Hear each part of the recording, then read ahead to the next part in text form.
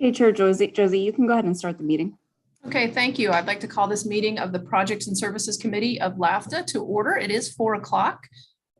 We have, I think we have a quorum. Can we have a roll call, please? Yes. Vice Chair Bonanno. Here. Director Brown. Here. Director Halbert. Director Halbert. He's been connecting to audio for quite some time. I'm wondering if he's... Yeah, it looks like it's kind of hung up for some reason. He is here in this meeting. We'll see if he can get connected. Chair Josie. And I am here. Thank you. You have a quorum. Our next order of business is the meeting open to the public. Do we have any members of the public who wish to speak on items on our agenda or on items that are within our subject matter? I don't see any attendees in this meeting, and I didn't receive any public comment via email. Okay. And we will move right along to our minutes from last meeting. Does anyone have comments? Or I'll entertain a motion. Brown to make a motion to approve the minutes. A second. Okay, we have a motion and a second. Can we have a roll call, please? Yes, Vice Chair Bonanno. Aye. Director Brown. Aye. Director Halbert. Aye. Chair Josie. Aye. Thanks. Just in time, Dave. Just in time. Just in time. Okay, our next item is item number 5, Dial-A-Ride Customer Satisfaction Survey. Michael, is this you? I think we'll have Tone, our right. Director of Operations and Innovation. Thank you. Let me see, I can share my screen.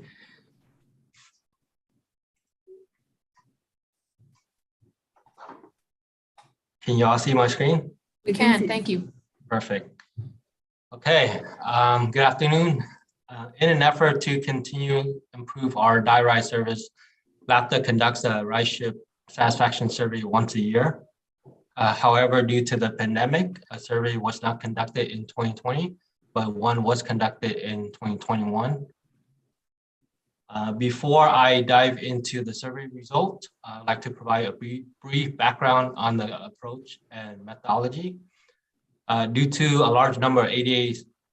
us having a large number of ADA certified customers, we weren't able to poll everyone. So respondents were limited to the user of the Dial-A-Ride service in the last 12 months, with a strong emphasis on riders that have used the service since the inception of the pilot program with County Connection, which began on April 1, 2021. In total, 284 surveys were conducted, with the majority of the survey consist of phone interviews. 60% of the customers we interview have used the service since April. And as you know, the primary goal of the survey is to assess customer satisfaction during the trip booking process, their experience at pickup, their experience during the ride, their experience at drop-off, and their overall experience with the service. And given that this presentation was included in your committee packet, I won't bore you with all the details by going through each slide. Instead, I'll just highlight the key areas of findings, but please feel free to chime in if you have questions regarding the other slides. So for the trip booking process, we asked, were you able to reach customer service quickly? 82% of the respondents agreed or strongly agreed, while 12% disagreed or strongly disagreed, with 6% being neutral.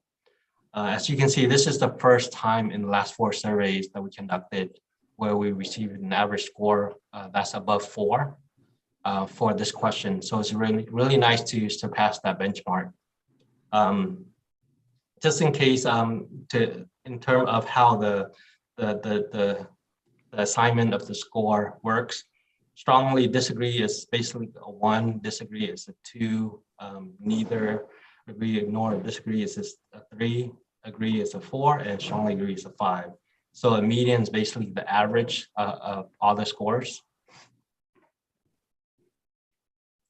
So next, also during the trip booking process, we asked how do they interact with the reservationists. So we asked, were the person on the phone courteous, So as you can see, this, so although there's a drop off in terms of the agree from 2019 going from 61% to 48%, there is a significant improvement on the strongly agree. So a lot more people are happy with the other person, the person on the left side of the phone. So similarly, when we asked if the person on the phone was knowledgeable, overall, we did see an improvement in this category.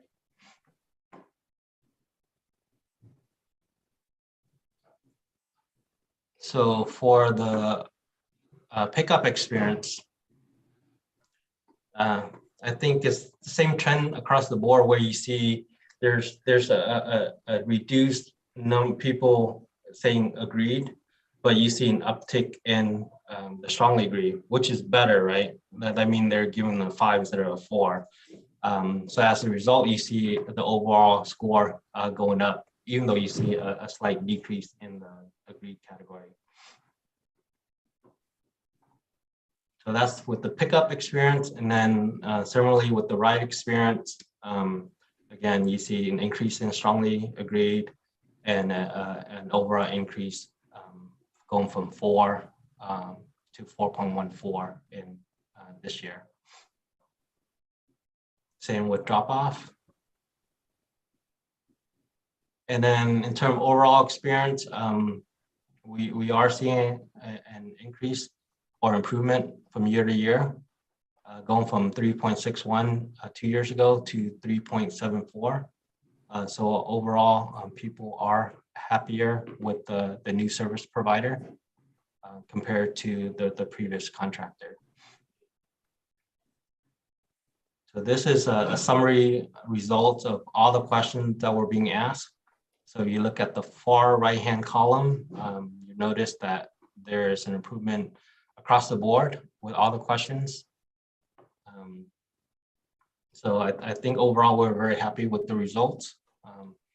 But again, there's always definitely an opportunity for improvement because we want to get close to 5 or as close to 5 as possible.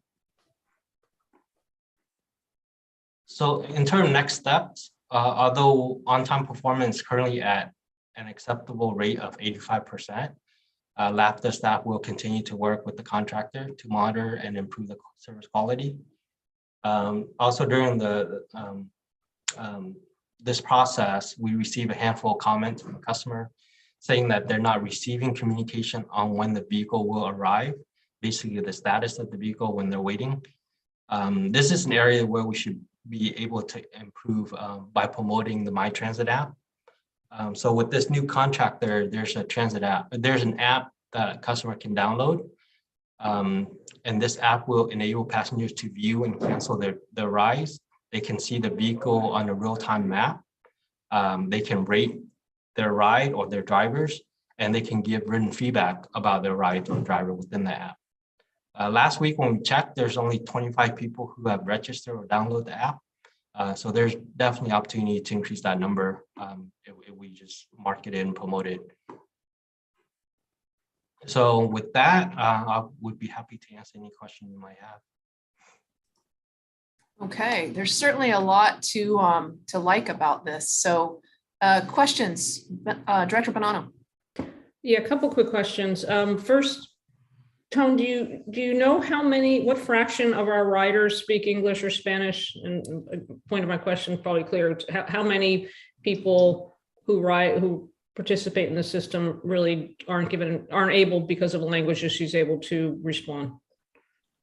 I don't have that number readily available. Do you have any guess? I mean, just wondering, yeah, a guess would be good. I'm just trying to get a feel for it. I don't, sorry, but Okay. I can get that to you shortly after the meeting.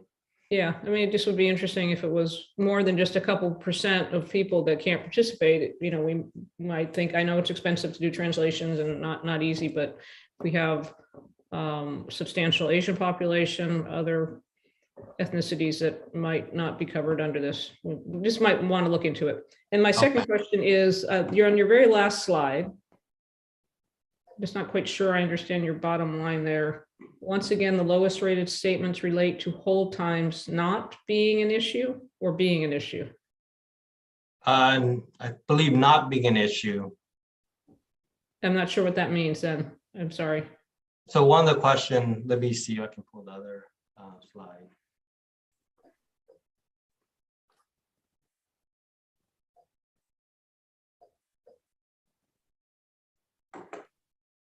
So here's the other question.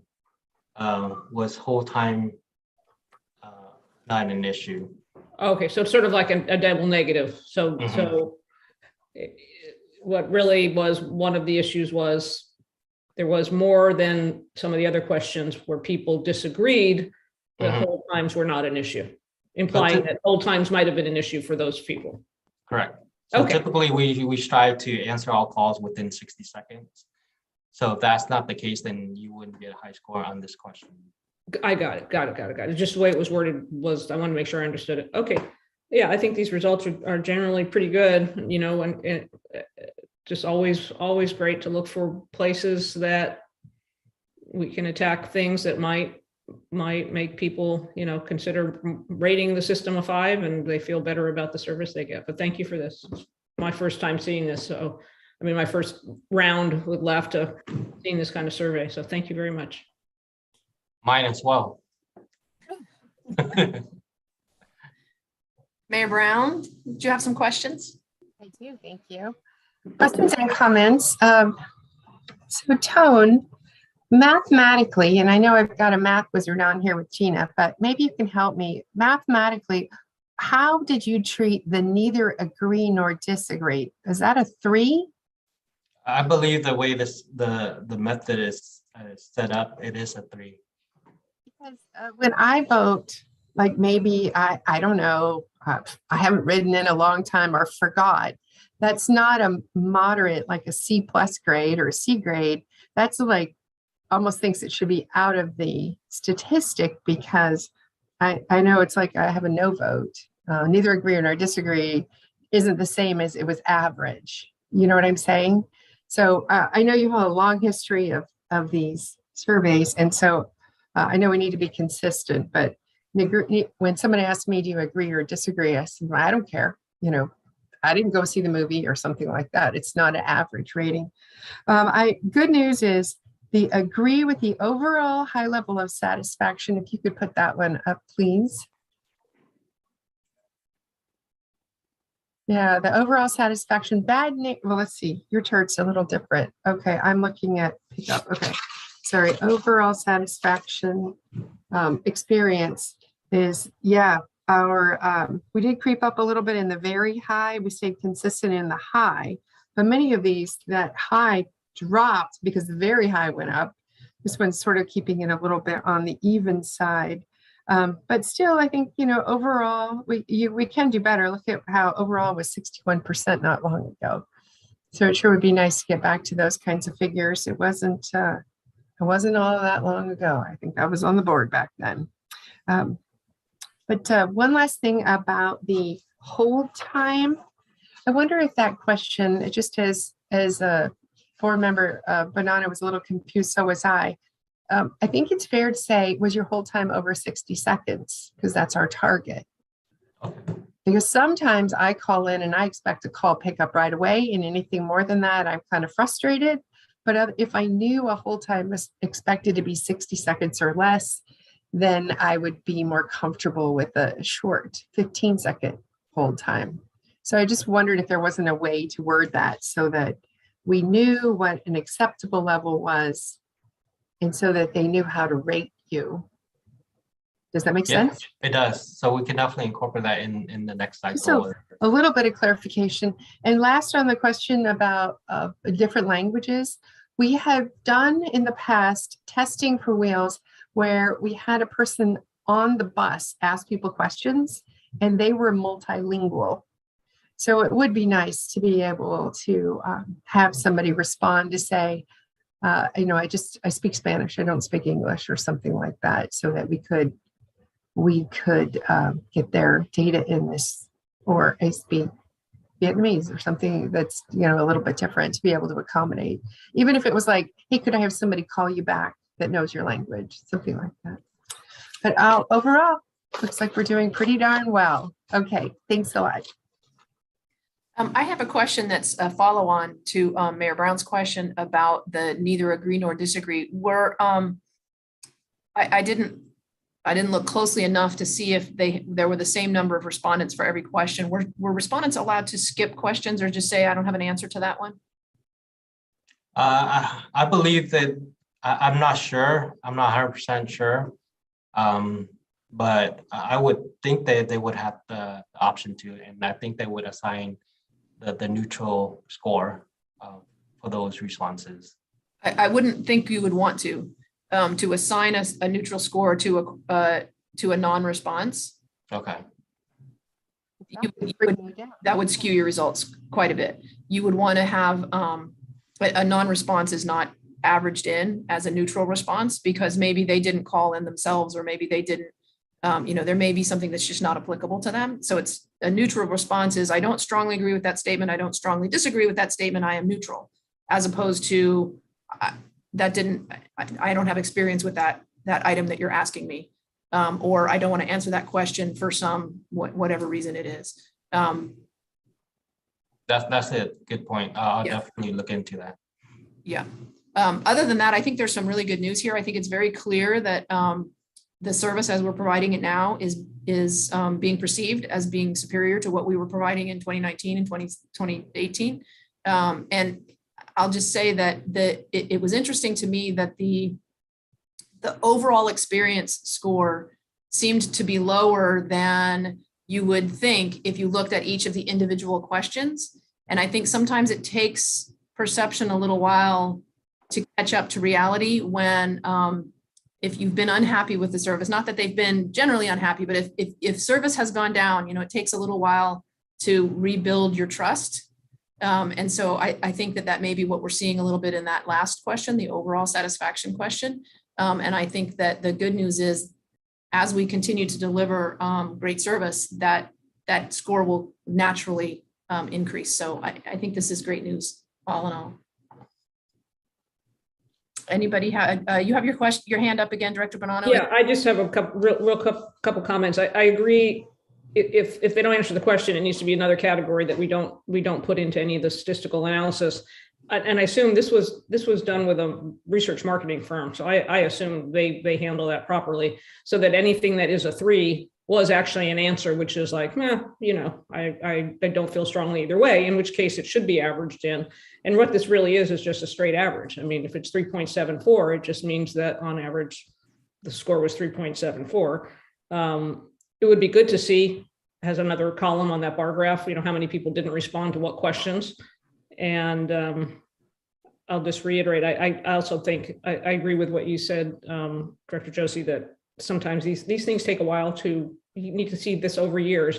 The trend, even though it's up a little bit from last year, is not statistically significant. I mean, it's smaller than the plus minus that you quoted at the beginning. So it's sort of holding steady. I mean, they all are kind of incrementally up, but none of them are really statistically significant. But I think it's always really good to measure ourselves in all of these things, and really, just think that's the only way you improve is to know what people are telling you about what they like and don't like. So thanks again for that.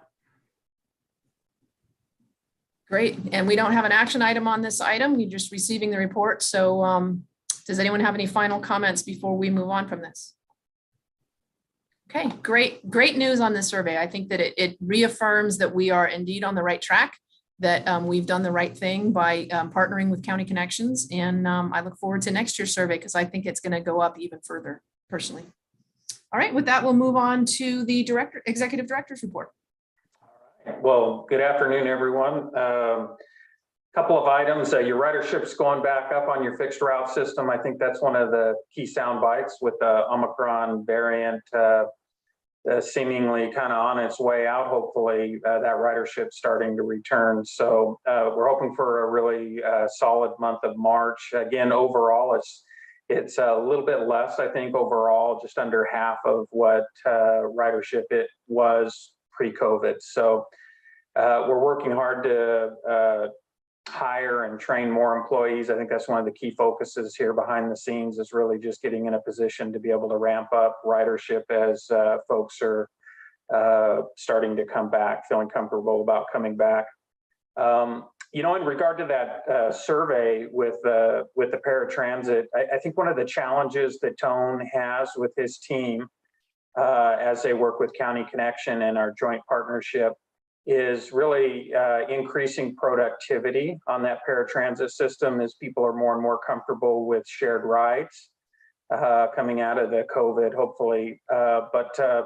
You know, as we work to be more productive on riders per hour, which means finding more efficient ways to connect folks and create that shared ride environment, that certainly drives on-time performance. At times, issues there with on-time performance and customer satisfaction. So it's a really delicate balance, and when appropriate, Tone's been given direction and is taking advantage of opportunities to increase that productivity. So that'll be interesting as we go forward to try and get that balance right. I've got a couple other things in the executive director's report. Tony, just as you're totally aware, Tony did a fantastic job with the Madden bus. And Tony, you want to take 30 seconds? Anything on your mind in particular in regard to that project that I know you did a good job in the executive director's report filling in the board? Wow. Hard to believe that was just 2 weeks ago today. That the event was over at the Coliseum. And, you know, we wouldn't have been invited to that event if it wasn't for Supervisor Haubert's office kind of nudging some people in Oakland and getting us a parking space right next to the original Madden Cruiser. So I appreciate that. And Director Narum having an email address for Mike Madden didn't hurt either, because it was his event and we had to get his permission in order to be there. And so by having his email address, he had already seen the vehicle. He was happy with it. He thought it was great. So yeah, it is an incredible event over there. We didn't go inside, but from the crowd that was outside there, people were just in front of our bus for 3 solid hours taking pictures in front of the bus. And I think the board will remember that along the way, we were looking at an expense of about $6,000 if we were to purchase those 2 images from Getty Images just for 2 months. And then the Raiders gave them to us for free. And lo and behold, now there are pictures on Getty Images of our bus that you can now purchase the licensing rights to an image of our bus. And I think something else that was kind of cool is on the Raiders' actual website, they did a pictorial on the event, and they actually show our bus, and below it is a caption that says, "The Madden Cruiser is at the event." So we even fooled them. Then it was picked up by AP, so it's been in newspapers all across the country. It's been on news stories, and a lot of reporters were using our bus as their live shot backdrop. So it's interesting. It's been rotated among all the routes in the system, the regular routes, and operations is going to start rotating it on all of the school trippers starting this week, so that every single neighborhood that we serve will have a chance to see the bus. That's great. And I had an opportunity to ride on the bus on Friday when we did a field trip on the 503 route for some of our Valley High School kids. So it was a big hit, particularly with the staff that were on the bus with us. So we really appreciated you sending the Madden bus out for that field trip. That was great. I mean, we appreciated the field trip for all kinds of reasons, but that was the cherry on top. So that was Mayor Brown, you had a comment? Yeah. Oh, let's make them off. How cool. How cool. Thank you, Tony. Thank you, Michael and David and Kathy Narum and everyone that contributed. I just was looking at this picture and I wondered if Tony was in the ape suit there. On Valentine's Day, that's what you did? Well, yeah, that's me. I didn't know that you'd be able to recognize my eyes through that suit. But, No, seriously, it is? No, it isn't. that was one of the more normally dressed individuals at this event. I just think it was such a big celebration. It put Wheels LAVTA in the news yet again, which is super cool. And maybe it'll make itself onto a calendar for transit, like we had our little Right. toaster, our little SAV. So yeah, really, really a wonderful thing. And I'm so proud to see it going around town. I didn't know I should wave to see Jean Josie in it, but whenever I see it, it's like a neck turner. Oh my gosh, there it is. This is so cool. So those wraps, although I really appreciate our sponsor wraps, this one is really special, and I'll be looking forward to it circling all over the Tri-Valley for years to come.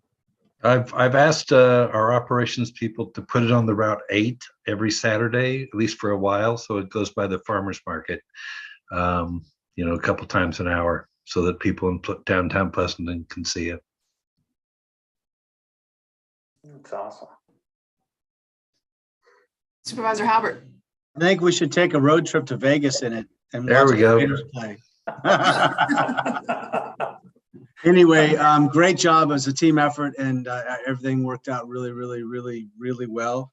And so happy with the outcome. Thank you all. Thank you. Okay. Anything else you want to highlight for us? In March, at your board meeting, we'll have an update on Atlantis, on the development of those plans.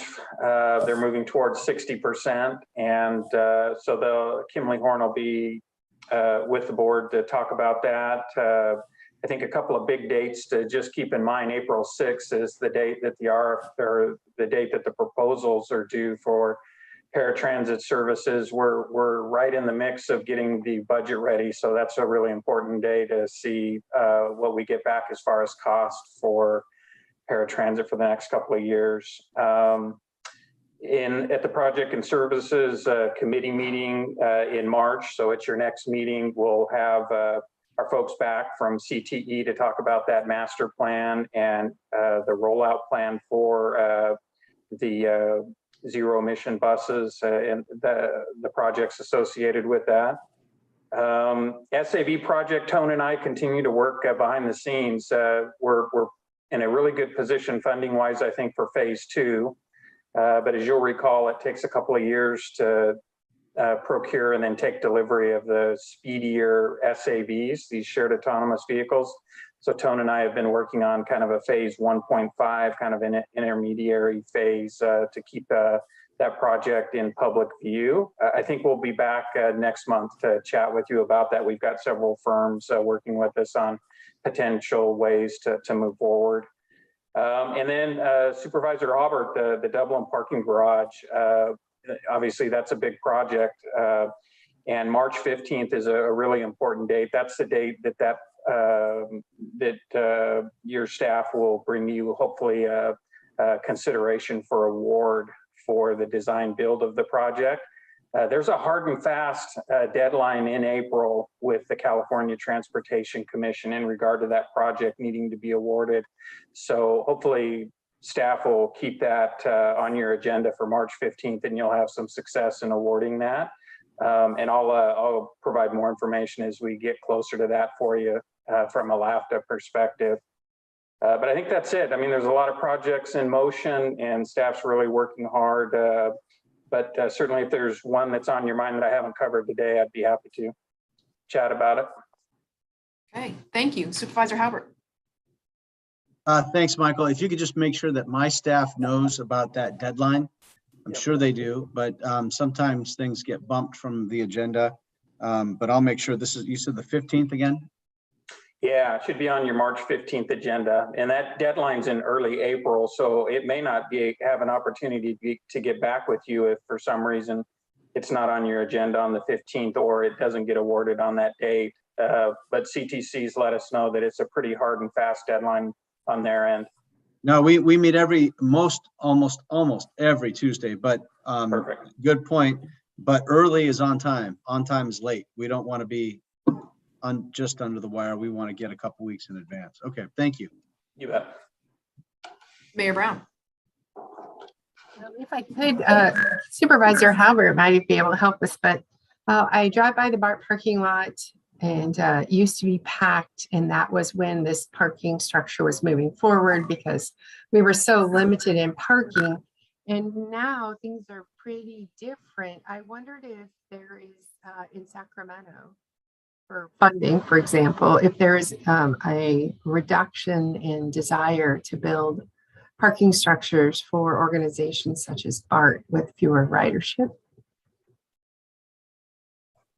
Could that put a damper on the project? I mean, obviously, it was in great need when it was proposed. I don't know about Sacramento, but the excitement and the desire here hasn't waned. And so, you know, I think like Michael said, there's a deadline. If you meet it, you'll qualify. If you don't, you won't. And whether they would give us an extension or find another way to get us the money because they really wanted it to happen, probably not. But that's why we're putting ourselves in a position to make it happen. I think none of us know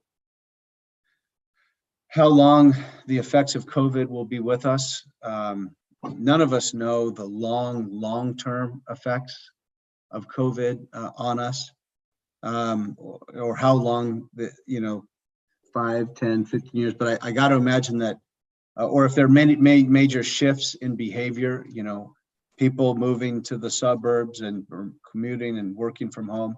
These are all things that could be permanent changes that we just don't know about. But we're also going to continue to have growth in population, and so at some point it'll fill back up again.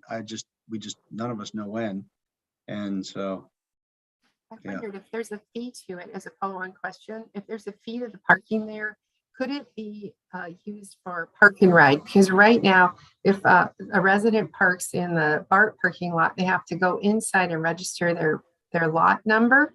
And it's only from inside past the gates of your BART ticket that you can pay for your spot. So in this proposed parking structure, is it one, since it's going to run through the county and the city of Dublin, is it one that you would pay for your spot out in the lot and you wouldn't have to be a BART rider? That's a great question, Michael. Could indeed, any extra capacity parking at a BART station when people are not taking the BART, and that could be for a number of reasons. They're working from home, or I just am fed up with riding on a BART train with the way that experience has been. I'll reserve my comments. But indeed, any extra capacity could be used for park and ride,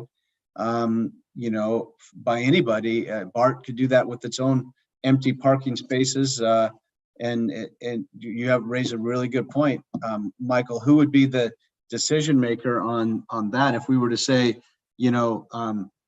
X number of spaces, if we experience that they're not being used, X number of spaces could be used for park and ride.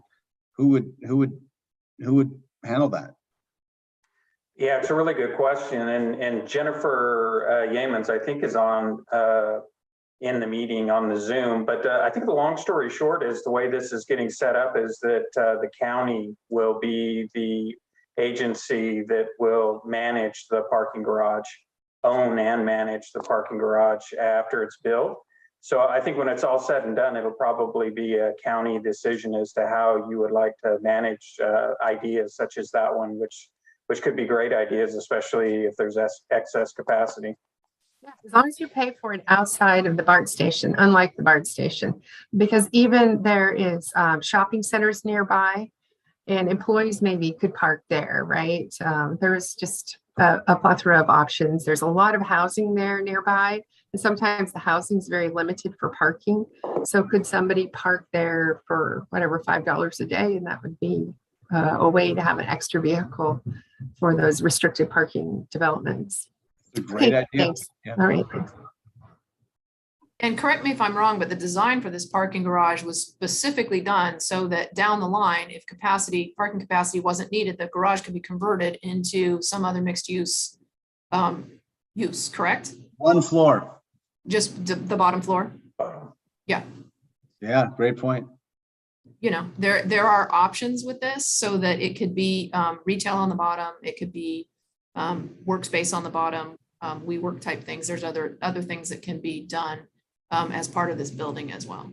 Maybe IKEA parking on the second floor. Yeah. Make them rent it. Yeah. As long as we get the money for it. I mean, we're putting the taxpayers are putting a lot of money to the structure. Okay, thanks. And with that, we're going to move on to our next agenda item, unless anybody has other comments for Michael on his executive director's report.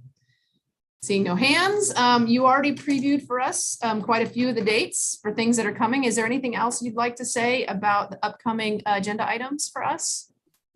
One of them to point out is we're certainly taking a look at all of our revenue contracts.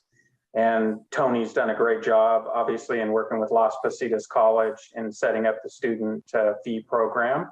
So I think he'll be with us here in March to talk about how he's envisioning the MOU with Las Positas College. So you can ask some questions about how it's been implemented and how we hope to implement moving forward. Okay, great. Any other questions or comments on that? Excellent.